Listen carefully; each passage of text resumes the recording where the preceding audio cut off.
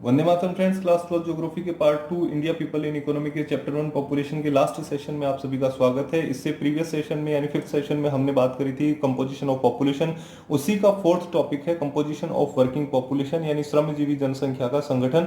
इसके बारे में आज के सेशन में हम डिस्कस करने वाले हैं। पहले हम देखते हैं श्रमजीवी जनसंख्या का अभिप्राय क्या होता है, वर्किंग पॉपुलेशन किसे कहते हैं। वर्किंग पॉपुलेशन में एज ग्रुप के हिसाब से देखें तो 15 to 59 ईयर्स का जो एज ग्रुप है वो वर्किंग पॉपुलेशन की कैटेगरी में आता है, यानी 15 से 59 साल के जो लोग हैं वो श्रमजीवी जनसंख्या के अंतर्गत आते हैं, क्योंकि यही वो लोग हैं जो इकोनॉमिक एक्टिविटीज यानी आर्थिक गतिविधियों में संलग्न है और देश के इकोनॉमिक विकास में, इकोनॉमिक डेवलपमेंट में अपना रोल प्ले कर रहे हैं। हमारे देश की जो पॉपुलेशन है उस पॉपुलेशन का कितना प्रतिशत हिस्सा वर्किंग पॉपुलेशन में आता है और उससे जुड़े हुए कौन कौन से फैक्ट है उनको हम यहाँ पर डिस्कस करेंगे। सबसे पहले हम देखते हैं कि इकोनॉमिक स्टेटस के आधार पर यानी आर्थिक स्तर के आधार पर भारत की जनसंख्या को, इंडिया की पॉपुलेशन को 3 ग्रुप्स में डिवाइड करते हैं। ये 3 ग्रुप्स कौन कौन से हैं, यहां से आपके एग्जाम में क्वेश्चन भी पूछा जाता है। ये 3 ग्रुप्स हैं। इकोनॉमिक स्टेटस के बेसिस पर इंडिया की पॉपुलेशन को 3 ग्रुप्स में डिवाइड किया। ये 3 ग्रुप्स हैं मेन वर्कर, मार्जिनल वर्कर और नॉन वर्कर, यानी मुख्य श्रमिक, सीमांत श्रमिक और अश्रमिक।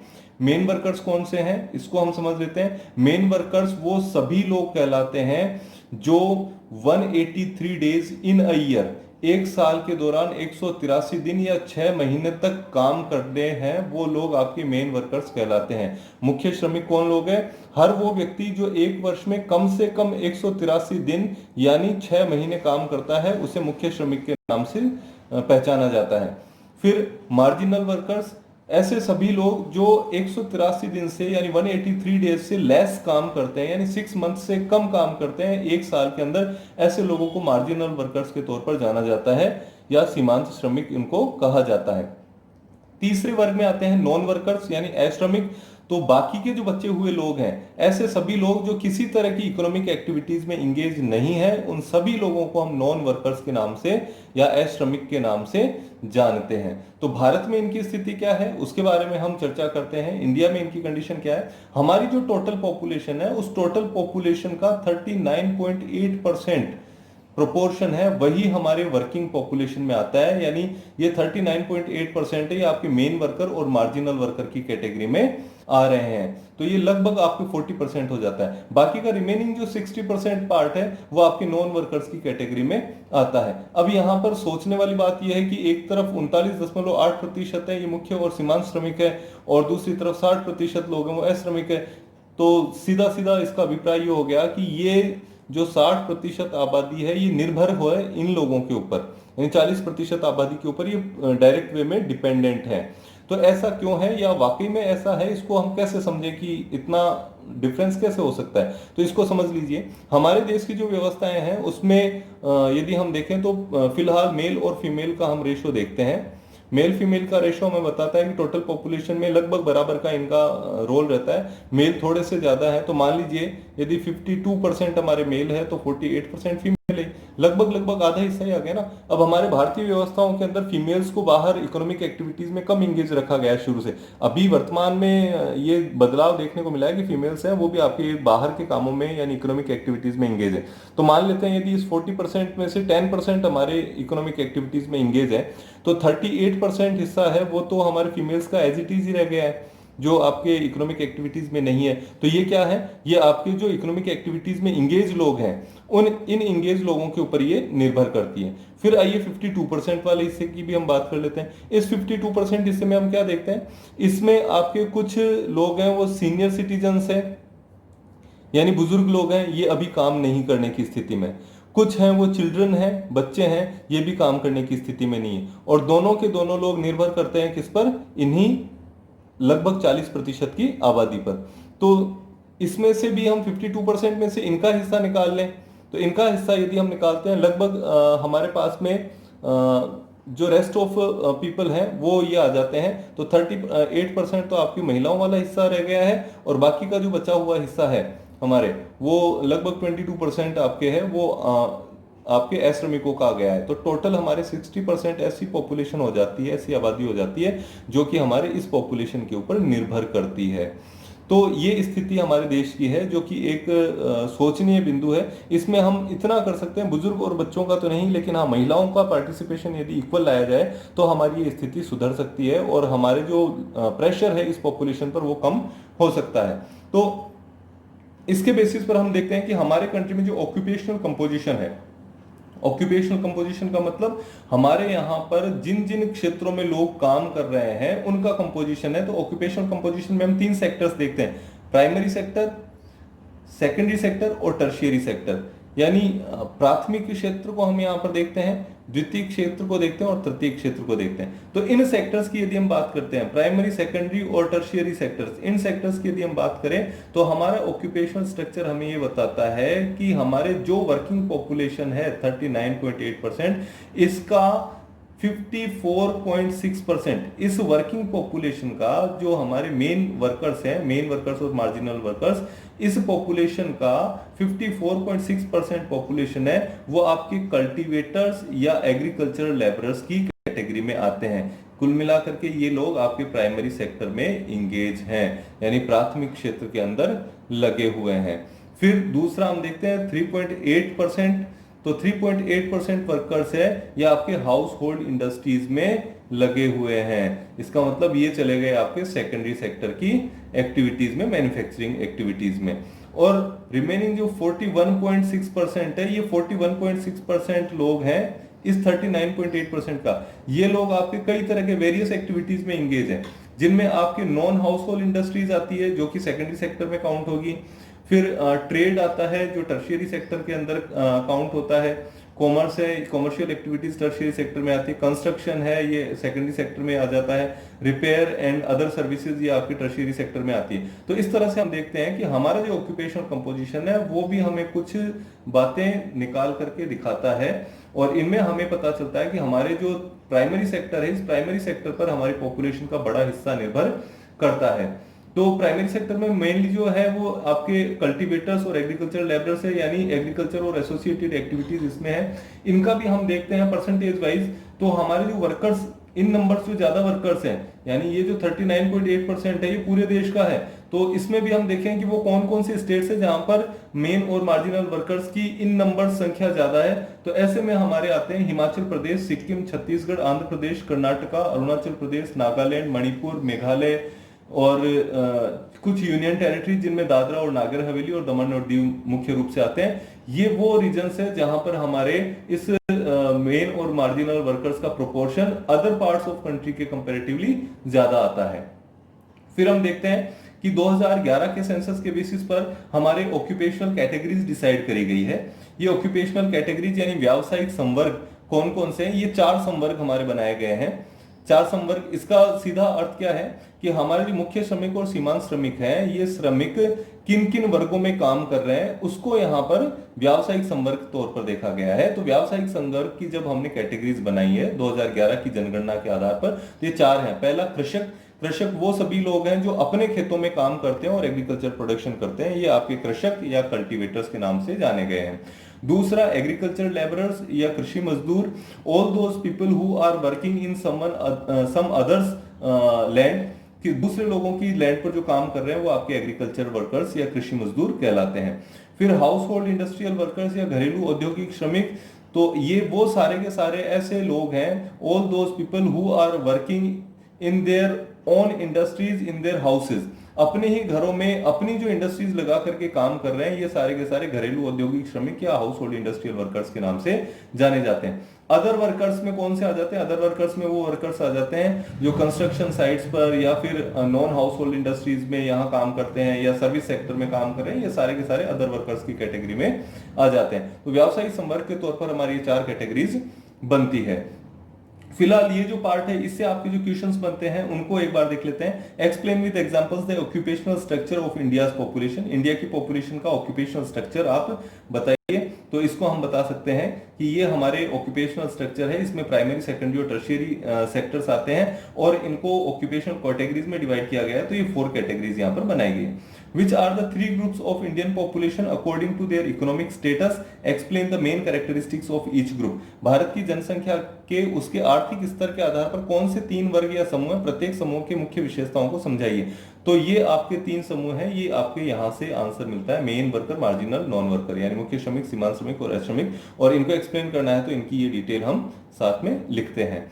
फिर यहां हमने देखा है कि ये जितने भी हमारे वर्ग हैं, जितने भी हमारे ऑक्यूपेशन हैं, उन सभी ऑक्यूपेशंस के अंदर महिलाओं की स्थिति ठीक नहीं है। यानी जेंडर बेस्ड स्टडी है वो हमें क्या बता रही है कि working population, gender based study of working population tells us that male workers outnumbers female workers in all 3 sector. जो तीनों सेक्टर्स हैं, प्राइमरी सेक्टर है, सेकेंडरी और टर्शियरी, प्राथमिक, द्वितीयक और तृतीयक, इन तीनों ही क्षेत्रों के अंदर हमारे महिलाओं की जो संख्या है, जनसंख्या में महिला और श्रमिकों की जो आबादी है, वो इनका प्रोपोर्शन तीनों ही क्षेत्रों में कम है, पुरुषों का इनमें अधिक है। ऐसा क्यों है, इसके बारे में भी हम देखते हैं। ऐसा इसलिए आता है क्योंकि हमारी सोसाइटी के अंदर मेल और फीमेल का जो डिवीजन है वो तो आपके नेचुरल और बायोलॉजिकल डिवीजन है। ये हमारे नेचुरल और बायोलॉजिकल डिवीजन के बेसिस पर 3 कैटेगरीज में इनको बांटते हैं, मेल, फीमेल और ट्रांसजेंडर, यानी पुरुष, महिला और ट्रांसजेंडर। ये प्राकृतिक तौर पर अलग अलग है, और प्राकृतिक तौर पर जब अलग अलग है तो हमारे समाज में इन तीनों को लेकर के इनके अलग अलग दायित्व सुनिश्चित कर दिए गए। इनकी ड्यूटीज क्या होगी वो हमारी सोसाइटी के अंदर फिक्स कर दी गई थी। तो उस समय करी गई वो तो ठीक था, वहां तक कोई प्रॉब्लम नहीं थी। लेकिन आगे चल करके और इनके जेंडर डिस्क्रिमिनेशन, जेंडर डिफरेंस की वजह से जब आगे चल करके सोसाइटी में जो सोशल इंस्टीट्यूशन है, सोशल इंस्टीट्यूशन का मतलब है जैसे हमारी फैमिली है, family is one type of social institution है, ठीक है। तो इस तरह से जो सोशल इंस्टीट्यूशंस हैं उनमें अब इन डिविजन्स के बेसिस पर डिफरेंसेस किए जाने शुरू कर दिए। यानी ये जो बायोलॉजिकल डिफरेंसेस हैं इनके बेसिस पर डिस्क्रिमिनेशन होना शुरू हो गया है, सोशल डिफरेंसेस के बेसिस पर, और लोगों का एक्सक्लूजन, यानी लोगों के साथ में भेदभाव और अलगाववाद होना शुरू हो गया है। तो ये जो स्थिति आई है ये सही नहीं है। और इसी स्थिति के चलते हुए वर्तमान समय में हम हमारे देश की जब स्थिति को देखते हैं तो पता चलता है कि यूनाइटेड नेशन डेवलपमेंट प्रोग्राम है, उसने यूएनडीपी ने एक रिपोर्ट तैयार करी थी। ये रिपोर्ट उन्होंने तैयार करी थी जिसे हम एचडीआर के नाम से जानते हैं, है ना, ह्यूमन डेवलपमेंट रिपोर्ट, एचडीआर। तो 1995 में एक एचडीआर रिपोर्ट जारी करी गई थी, और उस रिपोर्ट के बेसिस पर जब जेंडर रिलेटेड जो इंडेक्स देखा गया था, उस इंडेक्स के बेसिस पर पता चला कि 177 कंट्रीज में से हमारे जो रैंक थी इंडिया की वो 96th रैंक थी, जो कि काफी नीचे की रैंक है। तो ये स्थिति हमारे लिए ठीक नहीं है। ये हमें बता रही है कि जेंडर बेस पर डिस्क्रिमिनेशन बहुत ज्यादा होता है हमारे यहाँ पर।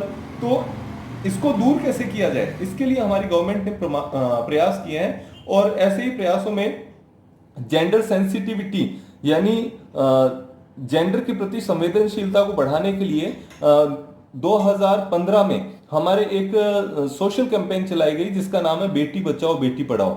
ये बेटी बचाओ बेटी पढ़ाओ ये सोशल कैंपेन है जो चलाई गई।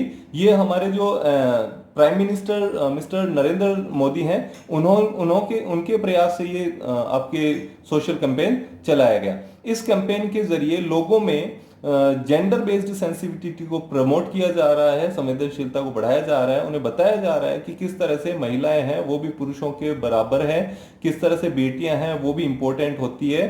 तो और साथ ही साथ कुछ पॉलिसीज भी इसके साथ में अटैच कर दी गई ताकि लोग इस कैंपेन में बढ़ चढ़ करके हिस्सा लें। यूएनडीपी ने ही अपनी एचडीआर रिपोर्ट जो उसने 1995 में दी थी, उसमें उसने एक बात मेंशन करी थी। ये एक कोटेशन है और इस कोट से भी क्वेश्चन पूछ लिया जाता है। ये कोटेशन कहती है, if development is not engendered if development is not engendered it is endangered. Hindi में हम कहें, यदि विकास में सभी जेंडर शामिल नहीं है तो ऐसा विकास लुप्त प्राय है, यानी वो विकास वास्तव में विकास ही नहीं है। क्यों? क्योंकि वैश्विक स्तर पर देखा जाए तो लगभग आधी आबादी तो हमारे साथ में मेल और फीमेल का जब हम प्रोपोर्शन देखते हैं तो आधी आबादी तो फीमेल्स की आती है।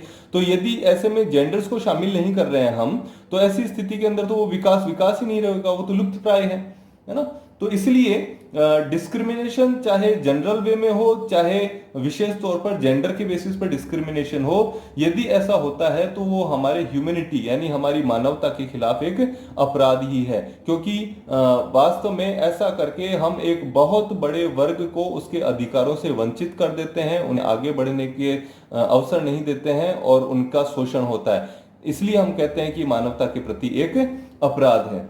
So all efforts need to be made to address denial of opportunities of education, employment, political representation, low wages for similar type of work, disregard to their entitlement to life, a dignified life, etc. यानी सभी के लिए शिक्षा, रोजगार, राजनीतिक प्रतिनिधित्व में समान अवसर, समान कार्य के लिए समान वेतन, स्वाभिमान के साथ जीवन जीने का अवसर, ये सभी को मिलने चाहिए। इसके लिए हमें सभी को मिलकर के प्रयास करने की जरूरत है। ये आपका चैप्टर यहाँ पर पूरा हो जाए। नेक्स्ट हम लोग मैप स्किल क्वेश्चंस भी देख लेते हैं इस चैप्टर से। ये आपके इंडिया पॉलिटिकल में आते हैं मैप स्किल्स के। तो ये 2014 के डेटाबेस क्वेश्चंस आपके पूछे गए हैं। 10 इंपॉर्टेंट क्वेश्चंस है, आइए इनको देख लेते हैं। Most populated state Uttar Pradesh, सर्वाधिक जनसंख्या वाला राज्य उत्तर प्रदेश है। लीस्ट पॉपुलेटेड स्टेट यानी सबसे कम न्यूनतम जनसंख्या वाला राज्य आपके सिक्किम आता है। State with highest density of population, सर्वाधिक जनघनत्व वाला राज्य ये बिहार आता है। State with lowest density of population ये अरुणाचल प्रदेश है, यानी न्यूनतम जनघनत्व वाला राज्य है वो अरुणाचल प्रदेश आता है। एक यहाँ पर बात और देख लेते हैं, जब हम डेंसिटी की बात करें तो आपके इस चैप्टर से डेंसिटी बेस्ड 1 मार्क के 2 क्वेश्चन पूछे गए थे। एक क्वेश्चन आपके था जिसे हम फिजियोलॉजिकल डेंसिटी कहते हैं, यहां मैं लिख देता हूं फिजियोलॉजिकल डेंसिटी। फिजियोलॉजिकल डेंसिटी है, इसको हम कहें हिंदी में कायिक जनघनत्व। तो ये क्या होता है इसको जान लीजिए। इसका मतलब होता है कि जब हमारी टोटल पॉपुलेशन में से हम डिवाइड करते हैं नेट कल्टीवेटेड एरिया को, है ना, कुल आबादी में से हम सकल जो हमारा कल्टीवेटेड एरिया होता है उसको जब निकालते हैं तो हमारे पास में कायिक जनघनत्व आता है। इसी से एक और क्वेश्चन पूछा गया, वो है एग्रीकल्चरल डेंसिटी। एग्रीकल्चरल डेंसिटी क्या होती है? जब टोटल एग्रीकल्चर पॉपुलेशन होती है, टोटल एग्रीकल्चर पॉपुलेशन में वो सभी लोग आ जाते हैं जो एग्रीकल्चरल एक्टिविटीज में या फिर उससे यानी कल्टीवेटर्स हैं या फिर एग्रीकल्चरल लेबरर्स हैं, तो उनकी संख्या हमारे टोटल एग्रीकल्चरल पॉपुलेशन कहलाती है। इसको जब हम नेट कल्टीवेटेड एरिया से डिवाइड करते हैं तो हमारे एग्रीकल्चरल डेंसिटी आ जाती है। तो जब यहाँ डेंसिटी की बात चल रही थी तो इन दो को भी हमने डिस्कस कर लिया। ये आपके एग्जाम में पूछे गए क्वेश्चन है कि फिजियोलॉजिकल डेंसिटी क्या होती है और एग्रीकल्चरल डेंसिटी क्या होती है। तो इसके फॉर्मूलाज यहाँ पर हमने डिस्कस किए हैं। तो आइए मेन क्वेश्चंस पर आ जाते हैं हम फिर से कि हमारे state with highest growth rate of population, growth rate population की मेघालय में सबसे ज्यादा हुई है, यानी सर्वाधिक जनसंख्या वृद्धि दर वाला राज्य आपके मेघालय रहा है। और state with lowest growth rate of population ये आपके नागालैंड है, न्यूनतम जनसंख्या वृद्धि वाला राज्य नागालैंड है, यहाँ माइनस में आपके ग्रोथ रेट रही।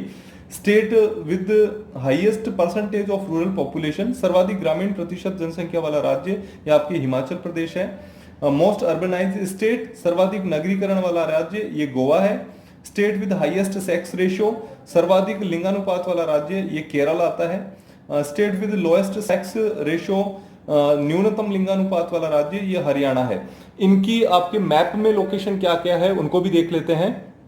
तो देखिए यहाँ देखते चलते हैं, ये वाला जो रीजन है ये आपके हाईएस्ट पॉपुलेशन स्टेट वाला है, जो उत्तर प्रदेश है, 20 करोड़ जहाँ की आबादी है, ये वाला पार्ट है। फिर दूसरा जो हमारा है लीस्ट पॉपुलेशन वाला सिक्किम, यहाँ की सिर्फ 6 लाख की आबादी है, ये सिक्किम की लोकेशन यहाँ पर है। तीसरा हाईएस्ट डेंसिटी वाला ये बिहार राज्य हमारे आ जाता है, ये हाईएस्ट डेंसिटी वाला हमारे स्टेट है। फिर ये आपके रीजन है, ये इसको हम बोलते हैं, ये आपके मेघालय है, जहाँ की पॉपुलेशन की ग्रोथ रेट सबसे ज़्यादा रही है, ये मेघालय की है। ये वाला हिस्सा ये आपके जो लोएस्ट पॉपुलेशन ग्रोथ रेट का हिस्सा था नागालैंड, जहाँ की -0.47 रही है, ये आपके नागालैंड का हिस्सा आ जाता है लोएस्ट पॉपुलेशन ग्रोथ रेट। ये आपके लोएस्ट पॉपुलेशन डेंसिटी वाला स्टेट है, यहाँ से ये अरुणाचल प्रदेश वाला हिस्सा है, ये लोएस्ट डेंसिटी वाला है, यहाँ की 17 रही है। ये हाईएस्ट रूरल पॉपुलेशन वाला स्टेट ये आपके आ जाता है हिमाचल प्रदेश, ये इसकी लोकेशन है। आपकी सेक्स रेशियो सबसे कम हरियाणा का है, ये हरियाणा की लोकेशन है। हाईएस्ट अर्बन पॉपुलेशन ये गोवा आपकी हाईएस्ट अर्बन पॉपुलेशन का है। और लोएस्ट सेक्स रेशियो ये हमारे लोएस्ट सेक्स रेशियो केरला का ये वाला हिस्सा है। और ये हमारे मैप से रिलेटेड इंफॉर्मेशन थी जो हमने मैप में भी शो करी। उम्मीद करता हूँ आपको ये चैप्टर समझ में आया होगा और आप लेटेस्ट अपडेट्स के लिए चैनल को सब्सक्राइब करिए और लेटेस्ट अपडेट आपको मिलते रहेंगे। फिलहाल के लिए जय हिंद, वंदे मातरम।